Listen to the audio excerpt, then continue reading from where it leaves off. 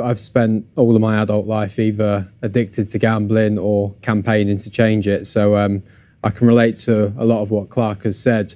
And the reality is people like Clark were playing in environments which were encouraging him to do the thing that was destroying his life. And that's not just for footballers, that's for fans too. And so on the issue that Clark raised there about this particular measure, which Clark quite rightly said, that's a good thing. It's a step, it's better than not making a step.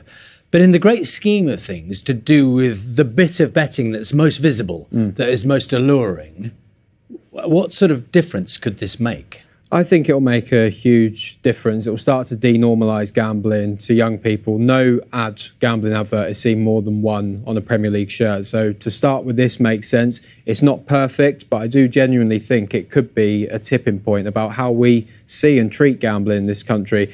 Anyone can get addicted to addictive products, and if you're exposing that to a generation of young fans, you are risking the health and their lives. So I think this will be the starting point. It's not perfect, and taking it off the shirts while still allowing it 700 times around the side of the pitch is far from ideal, but we have to start somewhere. So we'd advocate for the government to go with your own further. experience, what were the triggers, if you like, I understand it could be linked to emotional issues, a lot of other things going on, but what were the things that in a moment meant you saw something and then you did it, the bits that pulled you in?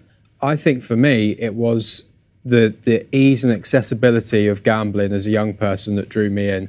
I know it's not the same for everyone, evidently, but I wasn't escaping anything. I had a good upbringing, a good life. Gambling found me. And I think by exposing young people to that, you are potentially picking anyone to do this. But there were times when I tried to stop gambling, I would shut down my accounts, and then I'd be watching Match of the Day, dare I say, and I'd see an advert for a random gambling company, open an account, straight back in. The reason they spend so much money on gambling sponsorship and advertising is because it works, it's impactful.